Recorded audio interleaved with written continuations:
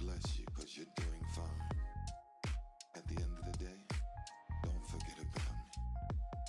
As days turn to weeks, and weeks turn to years, oh, I feel for my brother. And as time passes by, I see you're not satisfied. Oh, I feel for my brother. Feel for my brother. The street life used to be on, straight up hustling till the break of dawn. Taught me how to do wrong right, everything is tight. But somehow things started to change. Try to get us straight up out of the game. You couldn't see what I saw. Geico Motorcycle. 15 minutes could save you 15% or more. Never seem to get into A couple from here in the... I tried to do the right thing, living my life with the words that I sing. Now tell me, I wanted to know what happened to my best friend. As days turn to weeks, and weeks turn to years, I feel for my brother. Feel for my brother. And as time passes by, I see you're not satisfied. Oh, I feel for my brother. Feel for my brother. I miss you, man. You're my brother. I said I love you, babe. I won't forget you, no. Oh, no, no. Geico Motorcycle. 15 minutes could save you 15% or more. A couple from here in the borough is begging for help today, saying they and their children are dealing with deplorable living conditions in their Nycha home.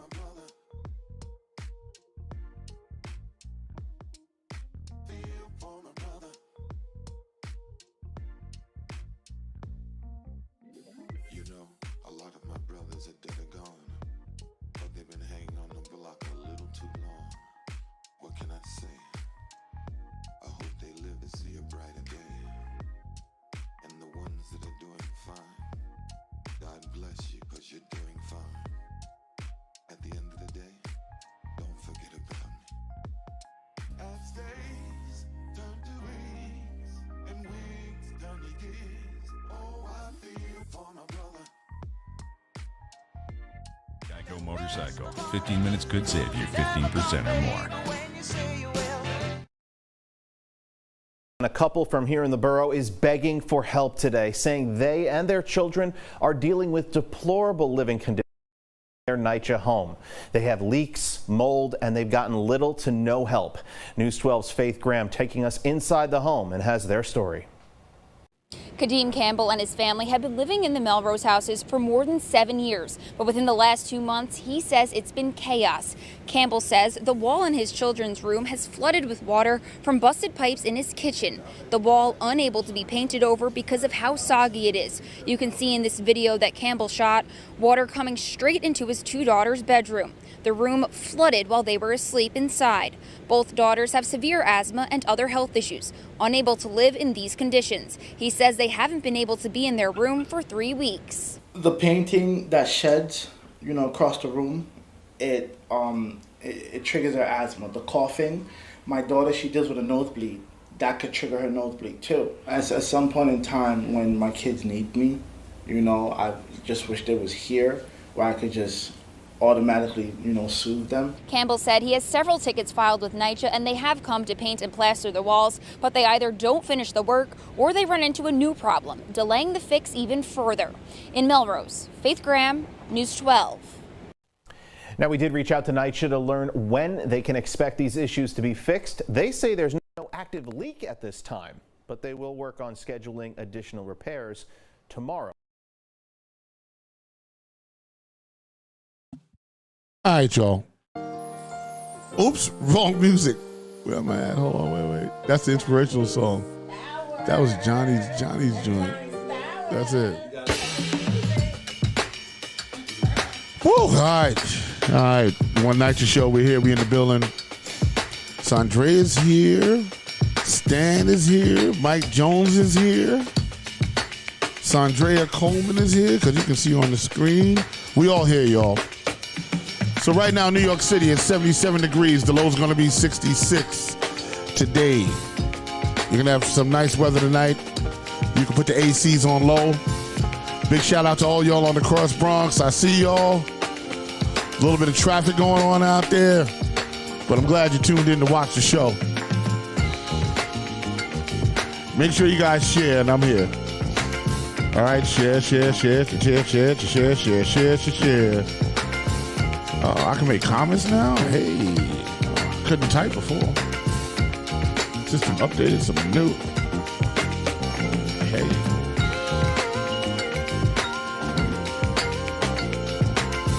All right. So today, 4 o'clock is the One Night Show. We got it going on. We're going to give you some updates, show you some news, show you some apartments, talk about some things. Big shout out to that family in the Bronx. I feel your pain. We're going to play that. Your situation's out of control. As so many of us in Nycha. You know what I'm saying? And I'm going to hit the button. We break it down. 1, 2, 3, and bang. Oof, we are back. Mics are on. He cracked the mics. Now y'all can hear us. Yeah, now y'all know everybody's in the house. Yes, man. It's another good week to be back. You know what I'm saying? My week was relatively uneventful, really. Been doing the bike riding thing and doing that and stuff like that. Saw some stuff on News 12 the other day, so I decided to download that. Big shout out to Jackie Mercer to put me up on that. But that's kind of what my week has been. I just kind of pass it on because nothing really happened this week that I can remember. I went to a cardiologist. Woo. Okay. Yeah, what I'm saying? So I guess that was a big deal. He was like, yeah, you know, you're okay. You're in good shape for 54 years old. So I got to do a stress test on the 29th. Okay. You know, go do that. But ironically, I DJ'd a wedding, right, on Friday. And my cardiologist was actually there. Okay. Right? Yeah. Yeah. So he saw me Keeping dancing. an eye on you. He saw me dancing. He was like, I think you'll be all fine with that stress test. He said, you look good. I was like, all right, well, we'll do it anyway. Don't even sweat it. So that's kind of deal. Chandrea, what was your week like? What's going on? Yeah, hello, greetings all. Thanks again for y'all tuning in. And my week was, as always, busy and blessed. Constantly still checking on neighbors, making sure they have enough PP. Teaching people and telling them about ERAP, you know, if they're behind in their rent. I'll drop a link in later for that, just in case anybody has any issues with their rent and they're behind, that they can try. To my understanding, public assistance, if people are going to public assistance, they are referring you to ERAP first. And with ERAP, if you can get the funds to pay your rent, you actually don't have to pay it back, as opposed to with public assistance, you will have to pay it back. Wow, that's so important. That's, very important. Wednesday, CB8 Manhattan, which I'm a member of, had their housing committee meeting, and it was about affordable housing on the Upper East Side, which is very scarce over there, besides the 3 public housing developments that we have in CB8s. And I urge all our viewership to go to your community board meetings. They're virtual still because of this pandemic, especially your housing, your full board committee, or your land use committee meeting. Those meetings are important from the fact that, you know, we have issues in public housing. The community board is a government agency, and it's made up of 50 volunteers that are members, you know, including the chair. But with that said, your borough president, you know, oversees it as well. But it's a space for you to let them know what's going on, and they can actually do a resolution. They can actually work to help, you know, with public housing issues, with private housing issues, or anything like that. You know, use them. They're a great resource.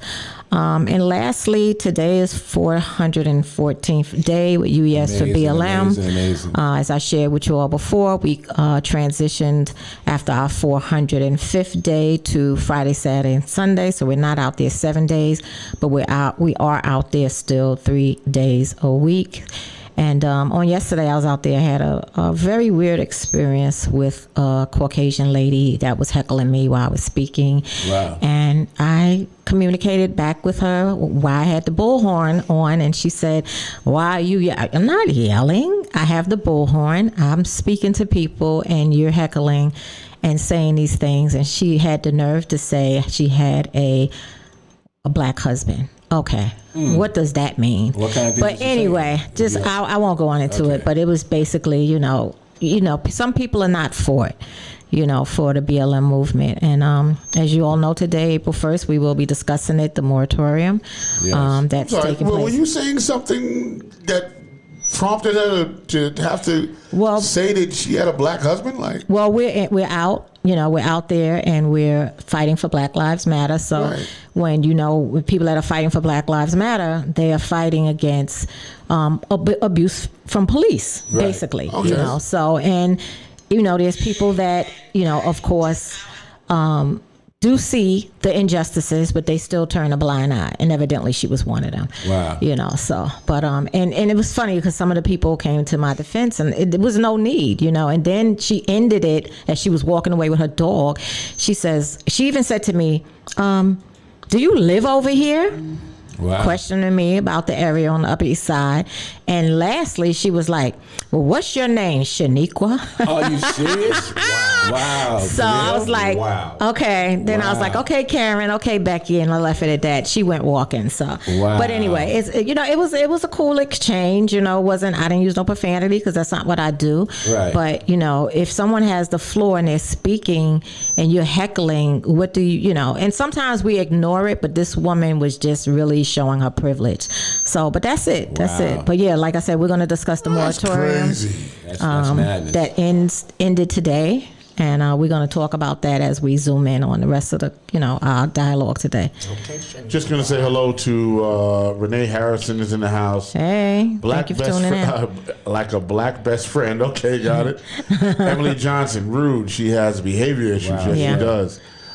Good evening, Nycha. And that's Emily Johnson and Nigel Sandre in the chat. That's what's happening. Yeah, awesome. Stan with the man. I had a busy week this week. We had a meeting in Ravenswood. With the residents there, and still having an issue with the resident council president there, who I believe is for the blueprint. So we had our meeting and brought out some great information, and doing something a little different now. Instead of Justice for All trying to do all the outreach ourselves, which is difficult to do as we're a relatively small organization, we're putting some of the responsibility onto the residents. So now we're giving them the flyers. And we're letting them hand out the flyers to their neighbors. And we want them to eventually run the meetings. It shouldn't be that I'm coming in here speaking or Kristen speaking. We want the residents to actually get the information first, learn it, and then be able to present it, which I think would be much more powerful for the residents to hear it from their neighbors, as far as the blueprint's concerned. So I went back out Friday and met with maybe 6-7 residents from Ravenswood. Deja was out there at the first meeting, and some of the other residents, and actually some of the board members from the resident council president situation came out and got some flyers. Okay. So we had about a 2-hour discussion about the blueprint and really gave them some education. So they're going to go back to their resident council president and ask, well, why are you really against Justice for All or Stand, when really what we're doing is giving out information that y'all are not getting, from your resident council president. So I think there's a territorial thing, sometime between the resident council presidents and organizations that organize. Always. And then she brought up the fact that they don't live in Nycha. So I had to explain to her that I was born and raised in Nycha. Right. I was born in Lafayette Gardens. When it was first born, I spent 25 years of my life living in Nycha. Wow. My father died in Lafayette Gardens. He spent 50 some odd years living in Nycha. And you don't have to come from Nycha to care about the issue. You should be happy that people that don't live in Nycha are concerned enough about Nycha to really get on board. They also brought up the dynamics of racism. We have Justice for All is very diverse. You have white members, you have black members. So color should not matter. If you're a white person, but you're coming to Nycha, into Ravenswood to advocate, then that should be looked at as a beautiful thing. It shouldn't be looked at as, who are they? Are they outsiders? They care because if Nycha goes, it affects the whole entire borough. It affects the whole entire city. So it's not something that just Nycha residents should be concerned about. It's our fight. And last but not least, we're dealing with the resident council president situation over here at Queensbridge. Once again, the largest housing development in the entire country. So they're having an election, and the election Was that you, Sandra? I don't know. Turn your head. Turn your head. It might be me. Turn your head. Yes, Yeah. Mike. It's voter suppression. You know, Trying to stay still. they was gonna do the election initially online. You know, so big shout out to Congressman Callie Maloney and Ernie. Ooh, You give know, us because some. she has been going through a dialogue. The office is dialoguing back and forth with Nycha, and now we was able to move it where the vote is gonna be in person for 4 hours. You know, and they had their folks had their nomination session this past week, so the people got nominated. I understand April Simpson is running again, Okay. so there's some issues there with that. Is that Queensbridge? This is Queensbridge. Okay. You know, and so, you know, again, how can you have a whole entire election in New York City just a little while ago, and folks could vote online, they could vote early, they could do this, they could do that. But when it comes to Nycha residents, you limit us to 4 hours to vote from 4 to 8. You know, so what happens to the residents that they have to go to work? Yeah. What happens to the residents that maybe just can't make it during that time? You know, so are you disenfranchising Of course. residents Definitely. in the largest housing development in the country?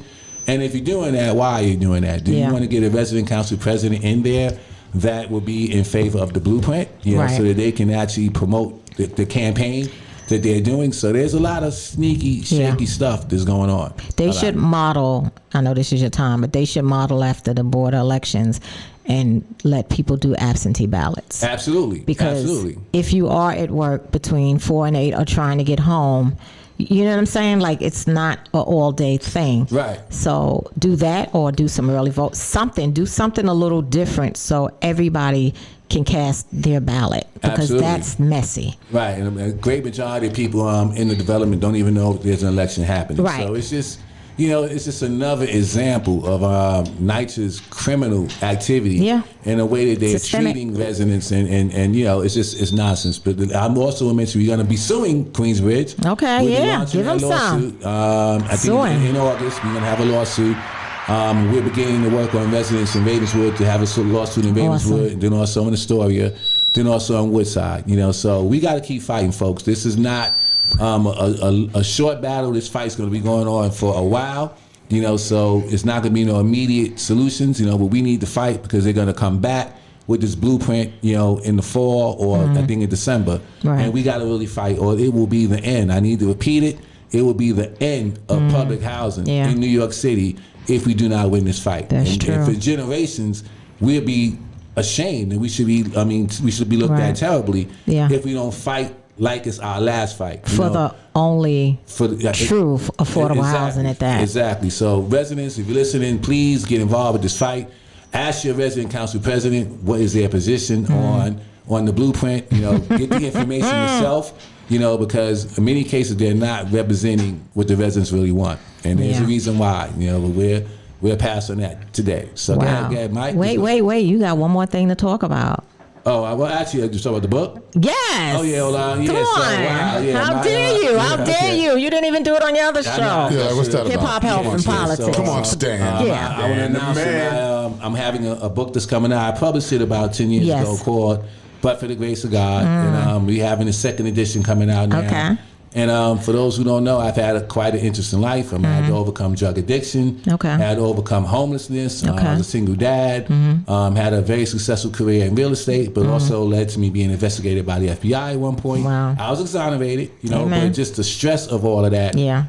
really can take you out, you know. So it's only but for the grace of God that I was Amen. able to survive those situations and be able to do what I'm doing today, you know. Yeah. So I'm very, very thankful. I'm thankful to be alive, you know. Yeah. People trying to kill me. It was just a long, Wow. long, drawn Yeah. out. A good book. Might turn into a movie, screenplay, or something. We got some executives in here that got some movie deals out here. So we may have to Gary make Facts. something I have happen. to shoot Gary the video, D. baby. Shoot the movie. Yeah. Stan's life. Yes, Stan quite the interesting. man. The life of Stan the man. Yes, God is great. Yes, God is great. amen. You came, yeah. All right. Well, I didn't want you to miss that, Right. Because that's very important. And the cover's different. Yeah, it's a different cover. Yeah, it looks good. More updated. Yeah. I don't Glasses wear, on. Yeah, I don't wear the hats no more like I used to, so I had to make it more updated. All right. What's happening, Mike Jones? Money Mike. Oh, I'm just over here picturing if I'm in that book. No. Well, like I always say, my week went by smooth. Smooth. That's Smooth a little Mike. smooth. Smooth Mike. We gotta call you Smooth Mike. No. Instead of Money Mike. Family time this week, aunt, uncle. We had a little time spent with each other.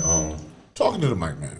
Oh, you can't hear me? Thank you. It just sounds yeah, better. I had a little family time this week, but yeah, because you're trying to get it together with the family. Everybody should understand that their family is important, Right. and that you should always try to gather this rapport with your family, no matter what. And but besides that, I got I'm not sure yet. I know on my casting network page, my acting page. Okay. I got this organic talent people that's, I guess, came together with my page because they sent me an email. Okay. So hopefully they're gonna be my agents. I ain't signed a contract yet, but hopefully, things work out smooth. We got to see Mike Mike. on the big screen soon. Smooth Mike. Yeah, he's been in some scenes already, Right, so right, yeah. right. It's time for some Trying to get in real, my acting mode. Yeah. But yeah. And besides that, maybe Raising Canaan. right. Yeah. Why not? Or 50 Cent, come on, check out our brother. I'm gonna play Stan. You know what I mean? Ooh, yeah, younger, when you were younger. I can see that, I can see Yeah, I that. like that. Yeah. He's putting this thing in now. Yes. I gotta consider it. Yeah. Consider me instead. Come on, we got to keep it in the But family. All right. yeah, and with Stan, I don't understand why people always say that you don't live in Nycha, that why you do this, why you do that. I mean, it doesn't matter if you live in Exactly. Nycha or not. Right. I mean, I think that's something that they use as a diversion. Yeah. To say, okay, well, you don't have to listen to him or really listen Right. to his information. Right. Because really, it's not about me. It's not about whether I live in Nycha or not. It's whether we want the blueprint or not. So that's Well, not, I think what that is it's stupidity, right? And it's the Jedi mind trick. Call it like it is. Yeah, it's right? stupidity because, you're looking at Nycha as the development, right? When someone wants to help Nycha or advocate for Nycha that doesn't live in Nycha, they're recognizing the human issue Absolutely. in Nycha. They're recognizing that people are suffering, right? And if you recognize that people are suffering, you ain't got to be in Nycha. Exactly. right. You understand what I'm saying? Right. It's got to be a human being. You just got to be a human Yeah, being. morals, right. So people that say that stuff are stupid people. Right. You understand what I'm saying? Territorial, like Stan Right, said earlier. right. It's territorial. Right, yeah, territorial. Oh, well, you don't live in Nycha. Well, no, I don't have to live in Nycha to Right. know that, you know what, you got a problem, and maybe my voice might help. Right. And other people's voices. The more voices you have, the more help you got. Right. Absolutely. We ain't turning down nothing. We ain't leaving no voice on the table. Need more Absolutely. soldiers always. Right. Allies, whether Yeah. you live in Nycha or not. This Yeah. is a And that's what human it's made fight. up. That's Right. what it's made up of. Yeah. Man, yeah. we're people. Yeah. Speaking of people, from what I understand, people are about to be getting evicted. Mm-hmm. Is that what's happening? Yeah. Okay, Well, go on, the- What's going on, Sandra? Well, it's today. The moratorium expired for eviction. So Congress, they are in meetings still up, but they have left, but there's people that are camped out at the Capitol spending the night trying to get a session, in place. I watched something Friday. I shared on my page. Maybe I'll put it on the One Nycha page that they were talking about, that the meetings that they were just having on Friday, I don't know why I sound staticky, should have been done weeks ago, months ago, and they were actually calling out the Democrats, which when you listen to it is like, wow, you know what I'm saying? But everyone knew this was coming, and we really need, and then with the ERAP money, right? The funding for people that are behind in their, their rent, their mortgages or whatever, that funding is not being dispersed. Right. So that's a problem. So, things need to be revamped for people to, like with the application. I was helping a senior the other day and they didn't have everything they needed, and they had made like 3 different calls. And by the time they got through the call, they had to hang up because they didn't have it, because they didn't have a computer. We was Right. doing it in the hallway Right. and stuff like that. But, it's just really sad because the funds are available, but it's a very small percentage that has received the funding. So what are we going to do? Because Right. we have a homeless crisis in this country, and this will exacerbate it. So they're trying to get it extended to the end of the year. But even with it extended to the end of the year, if you're behind and you can't come from behind, you're still going to be in the same predicament at the end of the year. Right. So what And how do we soon- do? And now that this is in effect, right? How much time do people have before they're actually evicted? Well, that's a state. That's most likely a state thing. But There's a thing called housing court. Well, you got to go to house. They got to take you into court, and you got to answer your summons, and you go back and forth to court. I mean, it's not like if they give you the eviction notice, you're out the next day. If you don't answer, you get that notice, you better answer. Right. Show up to court, because then if you don't, then the sheriff can. Because I was thinking what it was that these eviction notices have been filed during the pandemic or something, and they're already in court, and now that this happened, that today is your deadline. Right. Like people got like 2 weeks to get out, or a month to get out, or. So it's still going to go through the same eviction process. But let's be clear, because something you brought up, it makes very much sense. So there have been some eviction proceedings that happen pre-pandemic, right? Like before. So those had to stay, right? Because of the moratorium. So those will probably be the first cases being picked up. Okay.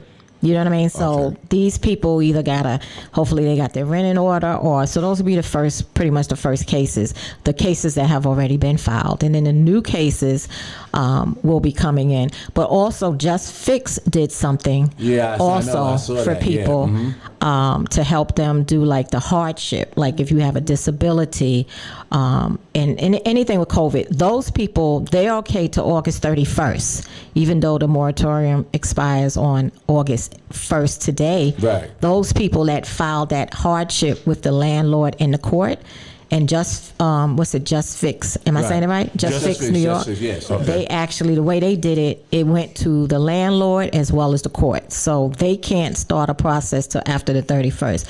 Also, what they did with Just Fix, they were actually helping people do the HP actions. Right. They stopped that. The court stopped that because you didn't have to pay with Just Fix to file the courts.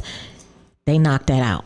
Wait a minute now. First of all, I sit on the board at Just Fix, so and I want to give a big shout out because they've been extremely important in my organizing work, and I did see that new tool that they have on the app. But you're telling me now that they took away the HP action part of it. The ability to pay that fee for you. Right. I'll show you some emails. I'll send it to you. It's just crazy. It's just anything to hurt the people. Right. Brenda says she's organizing a national march on Washington to keep public housing public, Section 9. More information pending. Okay. So she's doing a national. Yes. And Justice for All is involved in that. I know Kristen is working very hard with Brenda and Ramona and some of the other folks. Seeker's going to be involved. It's going to be a collection of many different organizations that are going to go. We hope to bring a bus from Queensbridge and Ravenswood and Astoria, because we got to make this a national issue. It is a national issue. It's not just here in New York City. This is all around the country. They're really trying to end public housing. And they need to be building more of it, especially in this time where we actually facing an eviction, a moratorium, and people being put on the street. You need public housing now more than ever. You don't need less of it. You need more of it. Because what are we going to do with these folks? Are we going to have even a greater homeless crisis than we already have now? I'm starting to see people encamped on the street now, which you haven't really seen in New York, for years. I'm seeing that come back. So can we imagine if we don't find a solution to this issue, what we're going to look like a few months from now? Yeah. It's going to be frightening. And with this variant, that's coming, the COVID thing. The variant, they're moving the people, the unhoused, out of the hotels back into congregate shelters, which is dangerous because there's a great percentage that's not vaccinated. So, and this is just the city trying to reopen up, the best way and to make money, but you're going to lose lives. You're going to make more people sick. And lastly, HUD Secretary Fudge, female, the Fudge, I can't think of her first name. Somebody can put it in the chat. When they were talking about the numbers of the percentage of people that received the ERAP, she had no clue. She doesn't even know. So what does this say? The Secretary of HUD doesn't really know the facts. Well, that speaks volumes. I think we have a twofold problem here, because I'm going to ask this question across the table and to see if you know, because NYCHA's one thing, but the evictions are affecting people that aren't in NYCHA. Absolutely. Everybody. Okay. So let's say I'm a landlord, and I have a building, let's say a 3-family building, and no one's been paying rent for the last year and a half right now, right? Was there a moratorium on me paying the mortgage on that building? Because remember, the landlord pays the mortgage. Absolutely. Right? So was there a stop on him? also? To my knowledge, I know some folks who own homes, so they've been given something of a break up to this point. But what they really should have did was cancel the rent, and they should have canceled the mortgages. Well, it was cancel rent, cancel mortgage. Those are, yeah. Right, and they should have, it's because they are, you may, on top of having the evictions, can you imagine if we also have a foreclosure crisis? That's what I'm saying. Yeah. Which means now you're going to have an economic crisis like we had in 2006. Right. And we're facing that at this very moment. Right, and that's what I'm driving at. Yeah. I'm like, on top of that, you're gonna, my landlord, I know he's a private landlord, right? He was lucky enough that his tenants were able to pay rent during the situation. But if we hadn't been, it'd have been a year and a half that we wasn't paying rent. Right. And he would have to cover the mortgage. Right. And he couldn't evict you. And he couldn't evict me. Right. Yeah, So there is some funding for them also. They're trying to help them. But what they were trying to say also, I think it was Maxine Waters and everything, those people can actually go to the bank, get loans and help, as opposed to a tenant. Right. Sure. They can't go get that. You know what I'm saying? Because they have no equity. Right. So that's They would still have to pay that loan back themselves, right? Well, yeah, but it's something. If you have to, it's some funding for everyone. 100%. It's some funding for everyone. Yeah. So you just have to apply. Just like with the small businesses, there was funding, but people at black small business or minority small businesses didn't know how to get it. Didn't have help to get it. They didn't know how to file. And people were getting that money. Now, rich businesses or people that knew how to get it was getting the money and actually had to give the money back, some of them. Yeah. Right. Yeah. You know what I'm saying? Like, you got $1 million company, or you a millionaire, and you didn't need it, but you was just taking it because it was there to take. Right. So, And you was getting a doozy of a check too. Yeah. I know some gave it back, some didn't. Right. Yeah, some people I know they got like $150,000, $160,000. Yeah. You know what I'm saying? Right. And didn't need it. Yeah. Didn't need it. And they started a whole new life. Yeah. They started a new business. And you know what? We seen businesses close. Absolutely. And we seen Businesses places open up in that same spot. Right. Or you Right. seen businesses that were, I know on 14th Street is a hardware like store that sells like household goods. They closed. It was a really nice size. They have a little small store now, right beside it, a small space. Right. Just to Right. keep the business. Right. But everything is like really marked like up. It's Right. marked up. Right. But they lost, they couldn't afford it. So Right. These and how are we scary opening times. up in this with this variant, with this pandemic still raging? You know what I'm saying? You should extend the moratorium. But here's the thing: what they didn't do, they should have gave a stimulus check every month. I think if they did something every month, people wouldn't have been so behind. I know they're giving money to families, with kids, little Right. kids, Right. to help get out of poverty. But some people, you helping them get out of poverty, but they still can't pay their rent. Right. And here's the next thing you're gonna have. Okay, so now this month ended was the moratorium, right? It's today. Next that's month, unemployment. Right. Yeah. Unemployment ends next month. Next Right. month, Right. the benefits that were coming from the government Right. that ends in September. Right. So now you got evictions, and people ain't got no money Yeah. no more. To see how October look. Halloween. I can't wait to see how October look. No, it's Right. gonna be, Like Yeah. what are we looking at now? We're looking at a national crisis. Yeah, we're already in one, right? Yeah, and it's going to just get worse. We're going Right. down a deep hole. Yeah. If we don't really reverse course, it's going to be tragic out here. It already is tragic, but it will just get worse. Yeah, because there's got to be prep time, and I know everybody knew that September was coming and so on and so forth. But also, there needs to be prep time for people to get back on their feet, for them to find jobs. The job situation kind of depends on what industry you go into. Right. Some industries, there's a lot of jobs, like Right. restaurant industry. Because you got to remember, two things happened with this pandemic situation, right?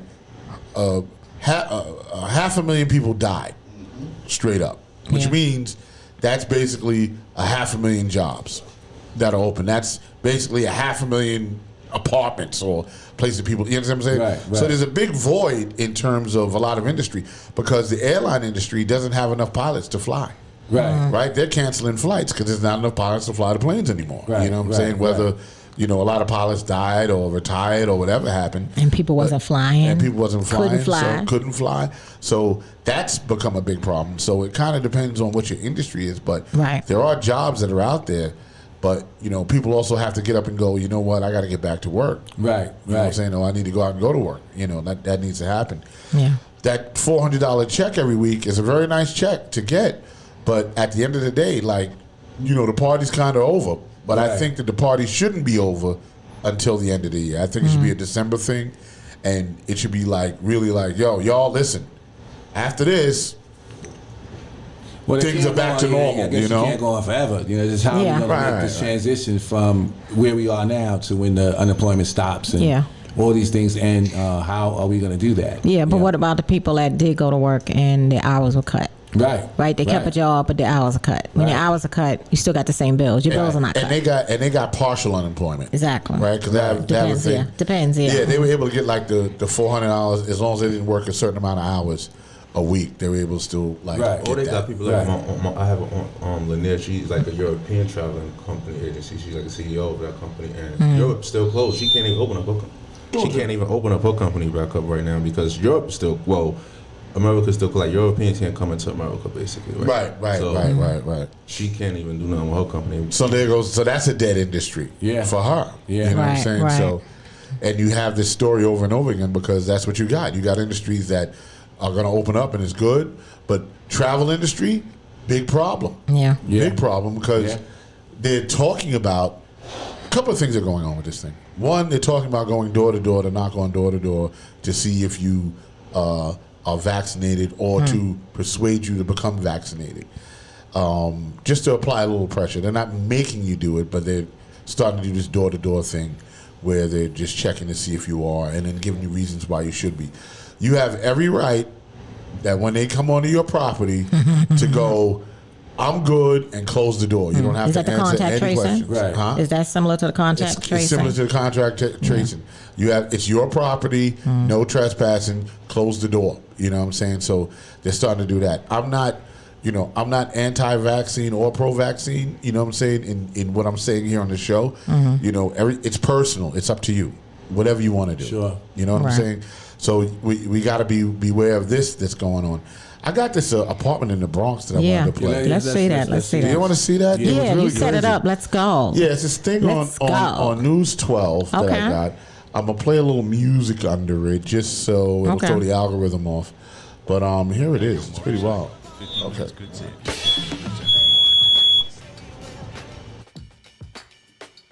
A couple from here in the borough is begging for help today, saying they and their children are dealing with deplorable living conditions in their Nycha home. They have leaks, mold, and they've gotten little to no help. News 12's Faith Graham taking us inside the home and has their story. Kadeem Campbell and his family have been living in the Melrose houses for more than 7 years, but within the last 2 months, he says it's been chaos. Campbell says the wall in his children's room has flooded with water from busted pipes in his kitchen. The wall unable to be painted over because of how soggy it is. You can see in this video that Campbell shot water coming straight into his 2 daughters' bedroom.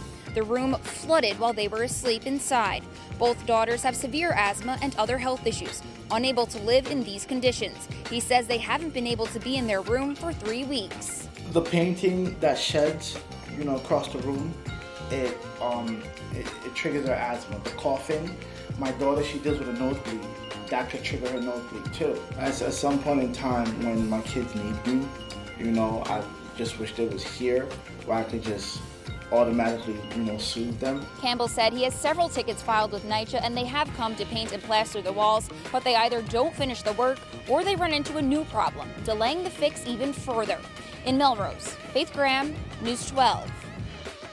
Now, we did reach out to Nycha to learn when they can expect these issues to be fixed. They say there's no active leak at this time, but they will work on scheduling additional repairs. That's Nycha.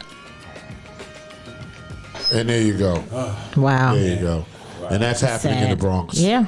And that's not everywhere. Yeah, right. I was going to say that's not isolated, sadly. Everywhere. And there's no active leak, come on now. No, you know what it is? They didn't find it. Oh, they didn't find it. They didn't find the active leak. Yeah. They didn't want to. And what I want to say is that, again, growing up in public housing, when my family moved in public housing, it was a very, very beautiful place, very well kept. There was inspections on a regular basis. They maintained everything. There was every 3 years you had a paint job. Yep. All this kind of stuff. Yes. And now, over decades and decades of disinvestment, you get the situation that you're having now. And I really want folks to really think about this. This is done on purpose. It was done intentionally to make these apartments so unlivable, so the HUD, they won't pass a HUD inspection. hence they've come forth with RAD and the Blueprint and all these other schemes and scams, you know. So think about that. They're letting people die on purpose. This is purposely done for decades. Absolutely. I absolutely agree with you. And we should be outraged by that. It should be a national outrage, whether you live in Nycha or not. It should be upsetting to anyone in New York City lives like that. Yeah. I remember when I moved from one building to another in 2015, and there was no rack in the bathroom for the clothes. I had to take the one from out of my apartment. They had no shit. They don't give you no shades no more. Like everything they used to do, all they do is strip, wax, paint, clean it up. But that's it. Like, it was so much you had, you would get. And then it was like some problems, like we did a walkthrough in the new apartment. And I'm like, okay, well, look at this door. You better document this. Like, certain things that I had to show and expose. But they basically will move you out of one place into another, or move a new tenant in with the bare minimal. Like, where's the shades? Right. Like, some people move into an apartment and that's all they got. You know what I'm saying? Like nothing. Right. No furniture, no nothing. Some people just move in with a mattress. It doesn't matter. Right. But not even no shades. Like, really? Right. Horrible. And then people moving into apartments that are messed up themselves. Yeah. So as soon as I have residents that I work with, that has happened to, where they got moved from one apartment into another apartment, and their new apartment is already messed up as soon as they got there. So they're not even doing the work to make sure that the apartments are habitable before they move people in. So just think about that. That's just criminal. People should be going to jail. Of course. There should be people doing jail time for what's happening. Yeah. So this march you guys are doing on Washington, can you tell me a little bit about that? Yeah, what that's about and how you guys are organizing? Yeah, we there's a petition circulating around. Ramona's a big part of this. Justice for All, I know various other organizations, Seeker. So we having folks sign a petition first and foremost to say that we don't want public housing. We need the residents to sign, although you don't got to be a resident to sign. And the reason why the petitions are so important is that Greg Russ is saying that he's engaging with residents and that he spoke to X amount of residents. He probably spoke to less than 2,000 people, and all of this time that he's been doing this so-called engagement. So you want to be able to show that we have 10,000, 15,000 signatures of people that don't want the blueprint. So we can have documented evidence that there's a large majority that don't want it. And then we're going to go to Washington and say, you know what, this is a national issue. We can't let it be isolated to just New York or any others. I mean, it's just everywhere. And we got to come together as a national movement, which is a struggle. It's very difficult to get organizations to work together. There's always, we all fully aligned in issues and such, but we're going to have to figure out a way to get around all of that. To make this a national fight, to bring it to the forefront and pressure, HUD to do the right thing, which is give the full funding, so that there will be no need to have these talks about privatization whatsoever, So we got to make it national. We have to make it a big national issue. Yeah, and these repairs that they would do, if they repair our homes, they also create jobs for people. Like some of our youth and young people have the OSHA training and different trainings and skill set. You can hire Nycha residents to actually fix up the home if they're qualified, or train them, the apprentice program or something, because the work needs to be done. Right. We have a resident in the Isaac houses. We have a resident, what they call it, maintenance man, right? He lives there. So he's the one that can find leaks. Right. If he doesn't come look for the leaks, none of the other maintenance crew can find it. Okay. He's the one that can find the leaks. Right. This makes no sense. Like he's the plumber guy. Right. But he's not. But he can find the leaks. He knows how to find. He knows what he's doing. One guy. He's that. Yeah. Because a lot of these guys that come out don't know. They don't know what they're doing. They're not qualified to do what they're being asked to do. They often leave, and it's the leaks behind the wall and the wetness and the moisture. It's so rampant. And I want folks to know the blueprint will not solve all of that. No. They're not fixing elevators. They're not going and fixing pipes. They're giving you a cosmetic makeover at best. With refurbished, temporary. Appliances. And the mold and all the issues that were there, still there. It's going to still be there, and you're not going to have Nycha to hold accountable. Right. You got a private manager, and that's a totally different deal. Slumlord. Right. It's totally different. I mean, with mold, right? I mean, mold isn't something you can paint over. Right. It's like you have to destroy the wall. Right.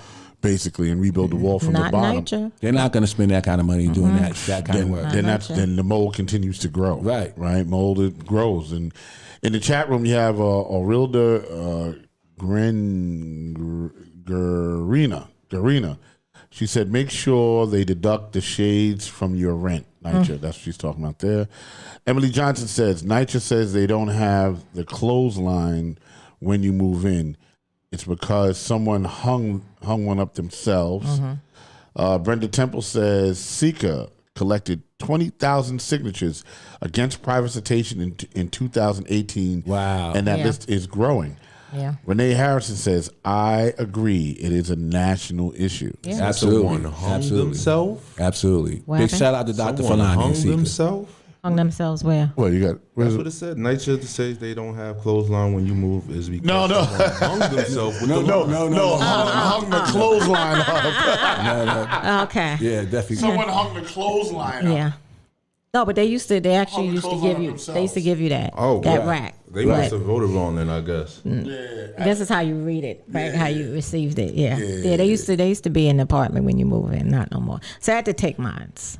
Yes, it's a shame. It really is. Okay. But we need to really make this a national fire, as I stated earlier, and really get everybody involved. And all folks who don't live in Nycha, this is your fight too. We need to repeal the Fair Cloth Act, which is what they put in place to end public housing and stop it. We need no to more get, building. Right, we no need more to, building new exactly, public housing. We need to get that change. And I think Chuck Schumer on our last show, when he was here, he said that they were working on that. Repealing so hopefully, it, Chuck, do you have it come through? We're still waiting to hear about the $80 billion, in this infrastructure bill. I think we may be in jeopardy. I think that Joe Biden and his wanting to be bipartisan, we're worried that he may take some of that stuff out. And if it gets watered down and there's no money for Nycha, then all hell has to break loose. Because we can't afford to wait. We can't afford 10 more years of this. We will be dying, in our apartments, and so we're hoping he has to deliver. We put you in there, Biden. You have to deliver. Don't let us out. Don't cut us out to appease these Republicans. Another thing I want to work on, and maybe we could work on it together, Justice for All and One Nycha, how they're doing contact tracing for COVID. They need to survey the Nycha residents, their health. Because remember when we had the doctor on last week, people are stricken with asthma, lead poisoning, other certain upper respiratory illnesses, cancers, and stuff like that. You're not getting these things from being at work, or some of these illnesses are coming from where you live at. Absolutely. Because you spend the most time at your home. So it's things I want to work on. We'll talk a little later and raise this awareness so they can start doing a study to see, because you have to have the data. Right. You have to have the statistics before you could really do something. Because if Nycha is actually literally killing us slowly, the residents need to know. Yeah, you know what I'm saying? Absolutely. I remember one thing he said, Roger Flores, Roger Flores, a thoracic surgeon. Yes. He said they already know. Governor Cuomo, they did a study. He said, and I'm quoting him, that the 83% of the apartments are uninhabitable, right? And they know it, and they've known it for a while, and so we got to find out if you got sick, right, in these apartments. Absolutely. And it's probably our seniors, and it's bad. No, it's criminal. I mean, criminal. I can't imagine or believe in the so-called richest country in the world, and we live in one of the richest cities in the entire world. That this is really happening. It's beyond comprehension. Oh wait, Mike, you did read that right. Hold on. She said, Nycha says they don't have clotheslines when you move in is because someone hung themselves with the line. Okay. Mike actually did read that right. I had to go and read. All right, Mike. Is that what it Money, was? Mike. He said reading is fundamental. I didn't see it, but okay. Yeah, nah. Okay. Thank you, Mike. I mean, is the clothesline that strong? I mean, it is, because you could actually do bring it down, bring it up. Yeah. And it's a nice strong line. Listen, they're gonna take a shower curtain poles too. Make a great jump rope. Make a great jump rope. You can hang yourself with a shower curtain pole. You know what I mean? Like, I mean, Yeah, that's another thing. So now you want to, okay, let me get this straight, because I love this. This is just so asinine, really, right? Okay, so you want to keep me from killing myself, right? Right. But you want to kill me with mold and asthma. Right. Is that accurate? Right. That's exactly I want what it to is. slowly kill you. Right. Yes. This is a quick kill. Right. We don't want you Right. to speed it up and end your suffering, right? Which, I mean, if you're going to commit suicide, listen, you're going to do it. That's you've made a decision, right? You've made a decision. Right. We don't want to talk about Yeah, I'm just saying, I'm not going to tell you how to do it. Right. There's just failed suicides also. Right, Ooh. of course, yes. People that don't do it right. And, God bless you, because God didn't want to take you. But they messed up too. But and then, if you're going to go, you got to commit. I'm joking. All right, so anyway. But what I'm saying is, so they took the clothesline out? So people don't hang themselves? What are you going to nail the windows shut so people don't jump out like, how many developments, how many apartments in one person? Right. Come on now. And that had to have been a sturdy pole, to be honest. Damn sturdy. Yeah. Or a skinny person. Yeah. Right? Now, come on. Like when I was a kid, I used to try to play them things. That things fell on me. Yeah. Yeah, man. Yeah, they're not that. Yeah, there's no logic behind many of the decisions that Nycha makes. It's really completely illogical, 100%. And Emily says another from genocide, another form of genocide. Yeah. Absolutely. What it is. Absolutely. Black and brown people, call it what it is. And the media should be ashamed. I'm going to call them out like we call elected officials out. And we have Channel 12, thank God they did that clip. And we have Monica who does some time cover it. But Channel 2, 4, 5, 7, the major media does not really cover this. Like they Lisa really, Evers does some stuff too. Right. I think she's with 5. But if this was anybody else, or any if this was not people of color, this would be a national news story on CNN on a regular basis. The rise of Don Lemon covering this. I haven't seen Don Lemon do a show on public housing at all. I want to thank Emily Johnson. She's from 700 Strong too. Because I was looking for a word.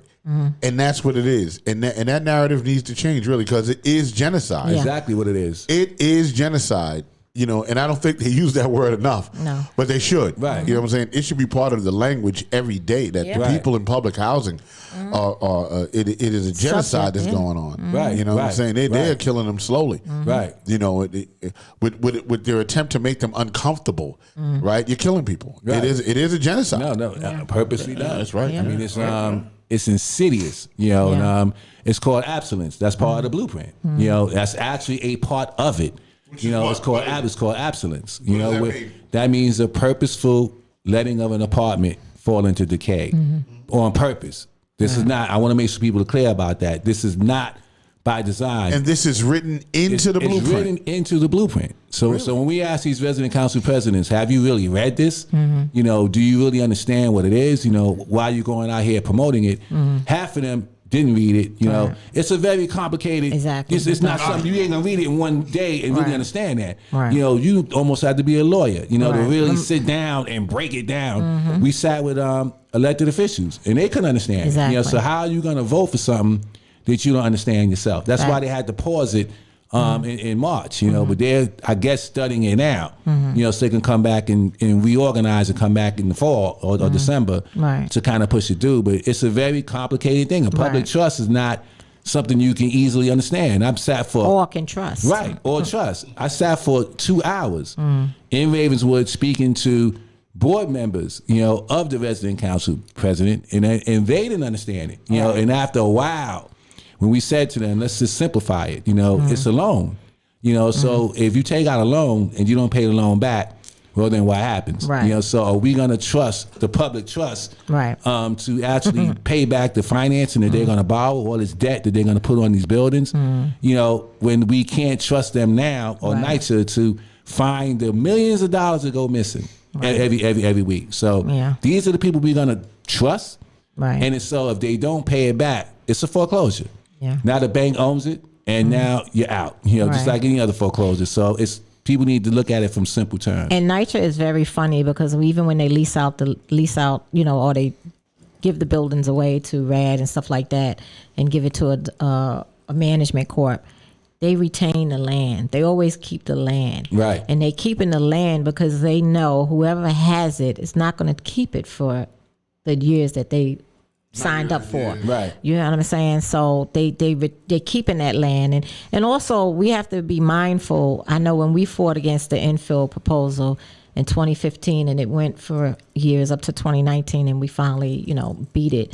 But you have to be mindful. Anytime bulldozers and all of that is coming to break ground in your development to do anything, it's dangerous. Right. Because if your building has any cracks, it becomes unstable. The building is most likely going to have to come down. Right. And that's something that they are probably hoping that can happen under the bulldozers, but because they were supposed to break ground June of 2019, but Right. the case went mute in the court.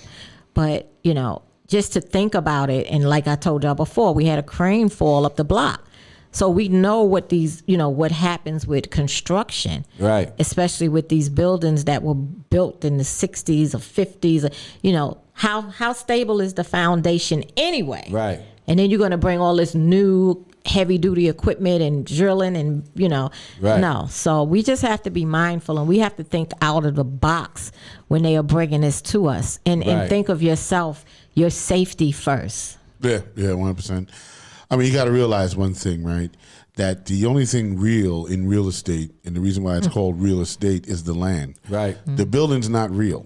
The house is not real. Right. Real estate. It's a word. Real estate. The land is what's real. Right. Anything can be put on the land. Right. The land is the canvas. Yeah. Right. You know what I'm saying? The campus. Yeah, it is the canvas. It is the campus, right? You can make anything. Yeah. As long as you own the land, you can put whatever you want on the land. If you look at New York City in the 1970s, you look at New York City now, the canvas has changed. Right. Right? The only thing people think that real estate is the house. Right. People think that real estate is the building. No, that's not real estate. Right. That it sits on the real estate. Right. Absolutely. Right? But it ain't part of the real estate. Right. Right. A lot of people own the house, but they don't own the land. Right. Yeah, exactly. Right. They paying taxes. They You paying either own your own taxes. house or you pay Right.